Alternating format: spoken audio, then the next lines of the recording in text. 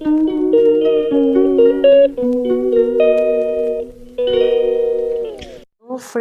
সবাই কেমন আছেন? আমি শত্রুর মুখে ছাই দিয়ে বেশ ভালোই আছি। তো জানি রবিবার মানেই হচ্ছে গিয়ে ঝুরঝুরে ভাত, আলু ভাজা আর খাসির মাংস। এটাই হচ্ছে রবিবারের ঠিকঠাক মেনু। বাট আমার ক্ষেত্রে তার উল্টোটা হয়ে গেছে। আমার শরীর খারাপ, তো কী খাবো, ভাত তো খেতে পাচ্ছি না।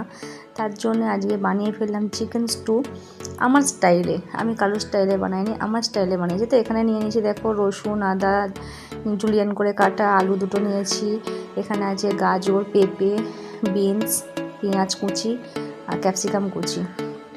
দেখো যথারীতি আমি কড়াইয়ে বসিয়ে দিয়েছি।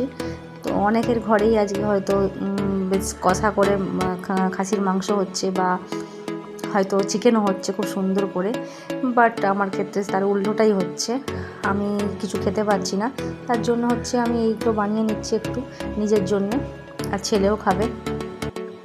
তো দেখো কড়ার মধ্যে, তো কড়াটা গরম হতে আমি এখানে দিয়ে দিয়েছি একটু অল্প পরিমাণে বাটার। জানি অনেকেই স্টু করতে জানে, আমার দেখে কেউ শিখবে না, তাই জন্য আমি আমার নিজের মতন রেসিপি বানালাম। তোমরা একটু ভিডিওটা দেখো, স্কিপ না করে, ভালো লাগবে। ভালো লাগলে লাইক, কমেন্ট, শেয়ার, সাবস্ক্রাইব করে দিও অবশ্যই চ্যানেলটা, আর পাশে থেকো। তো সবাইকে অনুরোধ রইল সবাই পুরো ভিডিওটা দেখবে, আর ভালো লাগলে তোমরাও বানিয়ে খেও। তো দেখো এখানে আমি পেঁয়াজ কুচি দিয়ে দিয়েছি। পেঁয়াজগুলো কিন্তু বেশি ভাজবো না, অল্প অল্প হালকা হালকা ভেজে নেব। তার মধ্যে দিয়ে দিয়েছি একটু রসুন কুচি, আর দেখো দিয়েছি আদা জুলিয়ান করে কাটা, সেই আদাগুলো দিয়ে দিয়েছি। দিয়ে এগুলো হালকা করে একটু ভেজে নিচ্ছি। হ্যাঁ, অনেকে চিকেনটা পরে দেয়, সবজির পরে দেয়, বাট আমি চিকেনটা আগে দিচ্ছি। তার কারণ হচ্ছে চিকেনের যে একটা গন্ধ থাকে না আসতে, ওটা আমার সহ্য হয় না। তার জন্য আমি চিকেনটাকে দিয়ে দিয়েছি, দিয়ে একটু ভাজা ভাজা করে নিচ্ছি। তারপর এখানে সমস্ত সবজিগুলো আমি দিয়ে দিচ্ছি।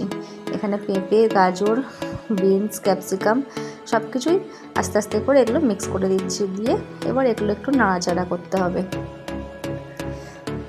চলো, তোমাদের বাড়িতে আজ কী কী রান্না হয়েছে তোমরা অবশ্যই কমেন্টে জানিও।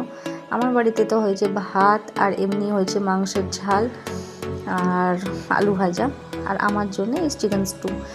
তো দেখো সবজিগুলো সমস্ত দিয়ে নাড়াচাড়া করতে করতে এই যে কিউব করে কাটা, সুন্দর করে কিউব করে কাটা এই ক্যাপসিকামগুলো আমি একটুখানি অ্যাড করে দিলাম।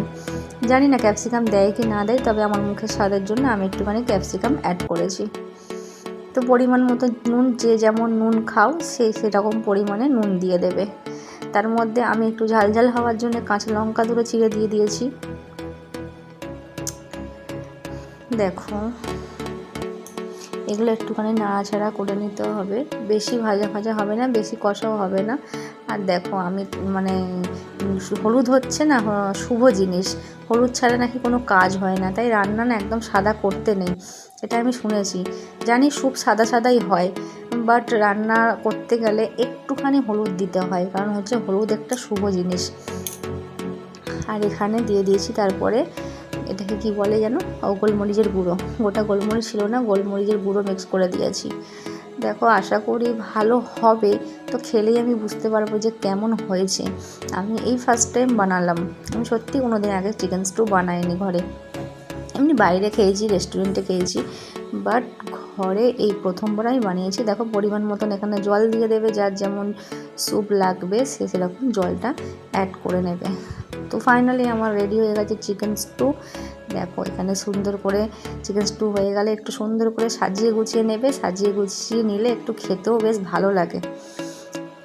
ভালো লাগলে সবাই চ্যানেলটা সাবস্ক্রাইব করে দেবে। Tata, by.